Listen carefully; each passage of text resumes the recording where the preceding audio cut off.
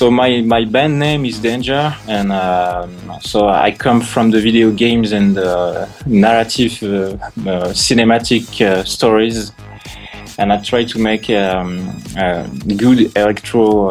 I started music maybe when I was 6 years old, but I learned the saxophone. Yes, I learned saxophone. Yeah, and so I was into a jazz band, like maybe for 10 years, maybe. And after, in the same time, I had a punk rock band. And I produced some instrumental hip-hop music too. And when I discovered my first synthesizers, it was like a revelation. I really loved that. I asked my parents to buy one, but it was very expensive. I had to wait for a long time, and since I have my first one, it was like a Roland cheap synthesizers, and I tried making synth music, and since that I start my collection, and I was more and more into the computer music. I'm using essentially computers instead of hardware. I use only software now, and because it's more part of my computer spirit. I still had some like Mini Moogs and Prophets. I have like maybe 5 or 6 old gears. But it's more like a museum, you know, like with consoles. I mean, video games. I have all the oldest stuff, but it's just for, you know, to have one to add it. But now, yeah, I'm more into emulations because it's more flexible, and all the old stuff, you need to repair it. You know, my Mini Moog, I had to repair it maybe 3 times, and it's always it's hard to find someone to find the right pieces and all the stuff, you know. Yeah. So definitely the VSTs are more into the way to produce now. I start programming chiptunes on Amiga and Atari also, but especially on Amiga.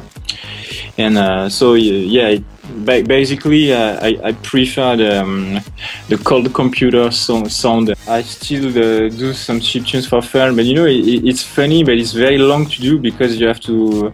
It's a kind of because it's a textual sequencer, yeah. So you need to type like a code to make your music. So it could be very long to make. So yeah. But yeah, I continue sometimes to make some chiptunes, you know, just for fun. It's interesting. But yeah, personally, I just use chiptune sound into my music, but I don't use it live.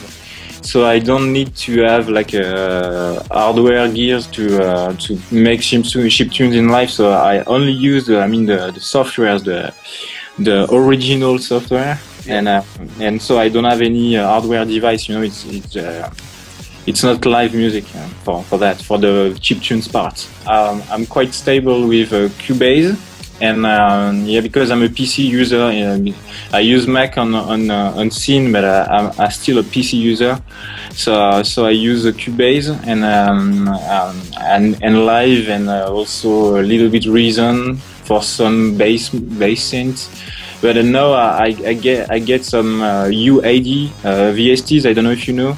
It's software, but you know, you need an external card. DSP card is a little bit like Pro Tools, but only for audio effects. So I get like a professional VST effect that sounds very nice, very good, and a lot of compressors like that, emulation of analog stuff. Even I use the same sound. I try to change my plugins and just to get more difference, even small subtle difference. So now I use a lot. It's a cheap synthesizer. So the name is Silence. Yeah. I think. It's a dense shit, so I like that. Yeah. And I use a little bit the same old shit like Minimosta or all the Arturia. They do some emulation of Jupiter, and Moogs and all Moogs like that. So if you invest more than 2 days, I mean, for a song, I think it's fucked, because you need to do something very quick and very on the right moment. And if you spend like more than 1 week on a song, I mean, to create the melody and all the stuff, it's really hard to make something coherent and cool.